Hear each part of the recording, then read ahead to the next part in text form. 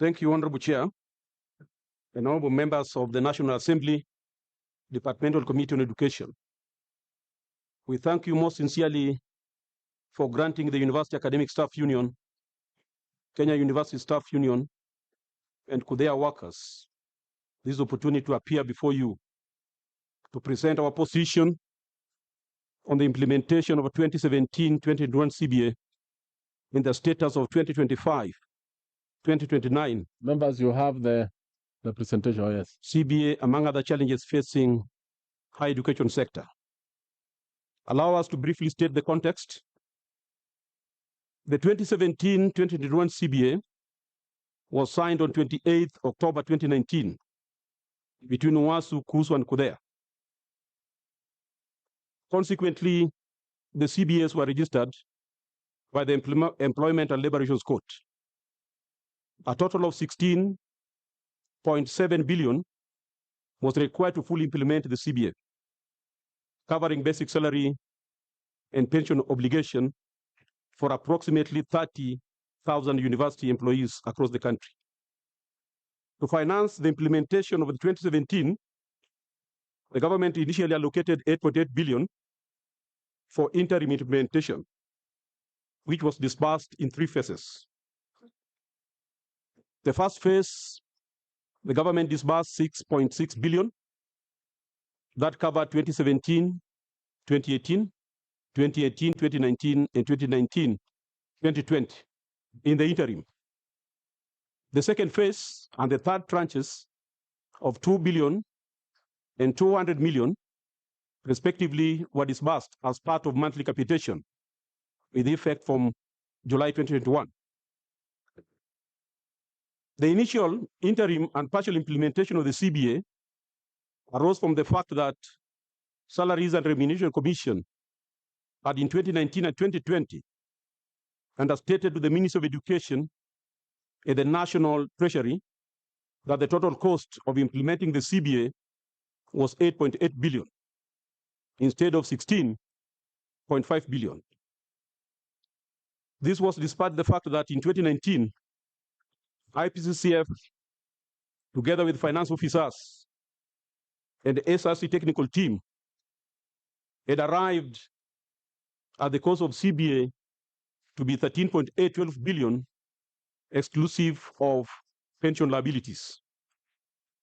As a result of that, this matter went up to the Employment and Labor Relations Court. And on 3rd July 2020, the Employment and Labor Relations Court directed that the CBA be implemented in the interim. And on 15th January 2021, the court handed down its final judgment, which clarified that the cost of the CBA was 16.57 billion, based on the correct formula for calculating the financial requirements. Therefore, the court directed SRC, IPCCF, Ministry of Education, and National Treasury to work together and provide additional funds for the full implementation of the CBA. Thus, effective 15 January 2021, the issue would have been resolved and the current crisis would have been averted. To delay the matter further, the Ministry of Education, rather than working with the National Treasury of the Employment and Labor Relations Court at the Court of Appeal, and the Court of Appeal eventually dismissed the appeal on 28th March 2025. I want to say, as a result, I wrote to IPCCF on 28th March 2025 for them to honor the CBA. They did not respond to it. Again, I did a reminder in May 2025 asking IPCCF to honor the CBA. They did not respond to it. On 10th April 2025, after the dismissal of the Ministry of Education appeal, the Attorney General of the Republic of Kenya advised the Principal Secretary, State Department for Higher Education and Research, to comply with the court judgment and implement the 2017-2021.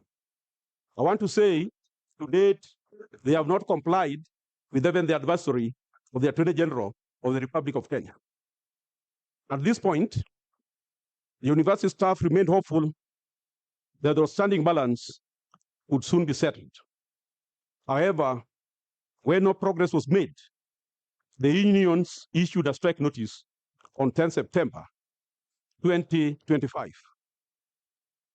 To make matters worse, in the course of the strike, SRC, IPCCF, Ministry of Education, National Treasury, who had been directed to work together by the court as far back as 15 January 2021, began issuing conflicting statements to the public.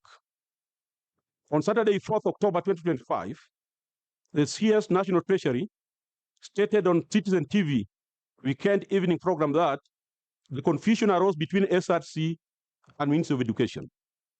He did not know why the lecturers had waited for so long before raising the issue.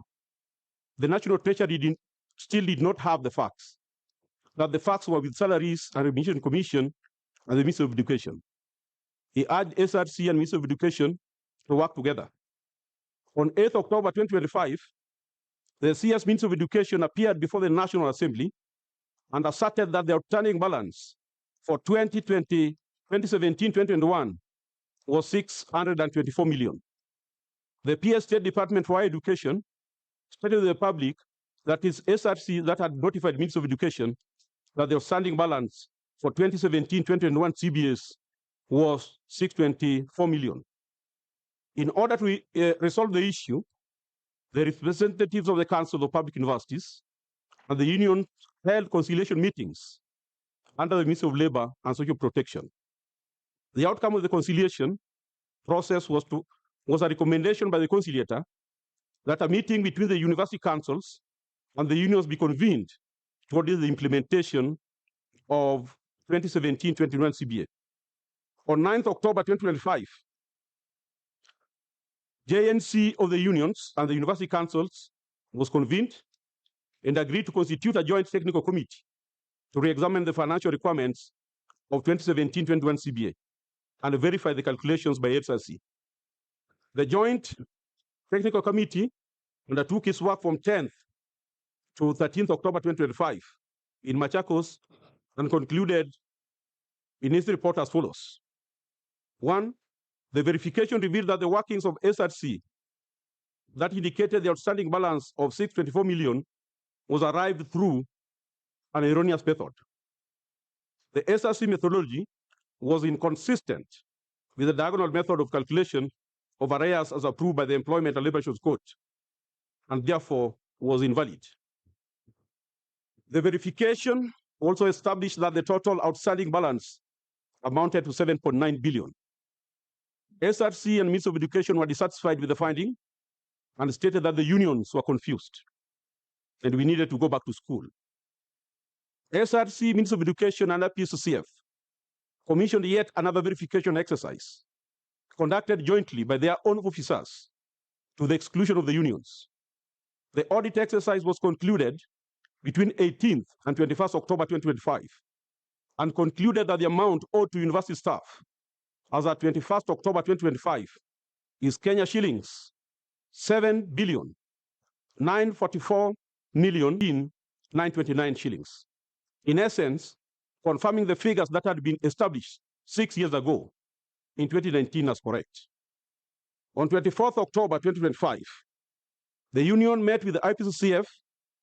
During the meeting, upon confirmation of IPCCF that the Ministry of Education, SRC, and National Treasury, after 6 years of needless struggle and suffering by university staff, that the initial cost of the CBA had been confirmed, and the union demanded the immediate release of the outstanding balance, taking into account that the amount in question was mutually agreed upon and became due 6 years ago. In that meeting, IPCCF came up with a proposal to settle the 8 years decade, 8 years arrears in 3 phases. If you check the minutes that I've attached, the payment in phases was a proposal from IPCF, and the union did not agree with that proposal. So it took us aback when the Ministry of Education and National Treasury now adopted a phased payment. It therefore can be concluded that we have social partners that do not believe in the philosophy of collective bargaining agreement, because they come up with their own position, and it is that position that they want to force down our throats. The court judgment of 15 January 2021 did not direct that after ascertaining the additional figure that it should be implemented in phases. I've attached the judgment there. There's nowhere in that judgment where the court directed that we should be paid in phases. Order, SG. You've given us a document we are following. Okay. I would request that you strictly follow it. Those are the issues you'll raise when you are actually answering questions. Okay. Stick to it. The workers were demanding. The workers were not demanding any interest on the late payment. Order. How many minutes are remaining? 2 minutes? 10. Time 6 minutes. 6 minutes. You have 6 minutes. Yes. It is important to note that the workers are not demanding any interest on the late payment. The real figure of the money has been severely eroded over the years by inflation, loss of purchasing power, the introduction of new taxes not in existence in 2019, such as affordable housing levy, SHA deductions, meaning that in effect, only about half of the amount would now accrue to workers. The unions have been unfairly blamed by the stakeholders, including Ministry of Education, CS National Treasury, for the delay in settlement, even though it is the IPCCF, Ministry of Education, and SRC who have relied on endless court processes to postpone payment and then shift the blame to the unions. I want now to move to 2025-2029 collective bargaining agreement. While IPCCF has just only agreed after a long delay to commence negotiations on the 2025-2029 CBA, the counteroffer presented by government of 3.1 salaries for the entire 4-year period with the respect is with respect grossly inadequate, as illustrated below. In 2013-2017 CBA, the amount for basic salary and annual increments was 15.2 billion for 4 years. 2017-2021, the same 16.57 billion for salaries and pension component for 4 years. 9.7 for 2 years. Therefore, the unions are taken aback that a CBA that is going to take 4 years is being estimated to cost 3.1 billion. It represents an average annual increment of 2% or cumulative 8.25% over 4 years, whereas other public sectors, workers in education such as teachers, have been offered 12%, 29.5% increment under their 2025-2029 CBA. The offer falls substantially below the parameters of the Consumer Price Index as provided under the Wage Guidelines 2025, which serve as a reference point for CBA negotiations. Based on CBI projections, a baseline increment of at least 26.1% over the 4 years period would merely serve to compensate for loss of purchasing power. In this context, harmonization with the 29.5% increment according to teachers, the Teacher Service Commission framework would ensure fairness and equity across public sector. I want to move to the way forward, Honorable Chair. Will the unions urge this Honorable Committee to prevail upon IPCCF, Ministry of Education, and the National Treasury to release the outstanding 7.9 billion at once to fully implement 2017-21 CBA. The next, we ask the House to prevail upon IPCCF, Ministry of Education, Ministry of Labor, Social Protection to adopt anti-ministerial and the whole of government approach under the chairmanship of Cabinet Secretary for Labor and Social Protection to engage the unions with a view to expediting the resolution of all outstanding matters, including at the point of drafting and eventual return to work formula. Lastly, we want to impress upon the House to ensure that IPCCF, in collaboration with SRC, the Ministry of Education, and National Treasury, presents a fair and reasonable offer to the unions to facilitate the negotiation, signing, registration, and implementation of 2025-29 CBA without undue delay, as occurred in the 2017-21 CBA. Lastly, Honorable Chair, request Education Committee to allocate and appropriate adequate funds to support the full implementation of the 2025-29 CBAs once concluded. As we conclude, UASU, KUSA, and KUDEA would like to appreciate the opportunity granted by the National Assembly Education Committee to provide the perspectives of both academic staff and university staff. Thank you, and may God bless you abundantly.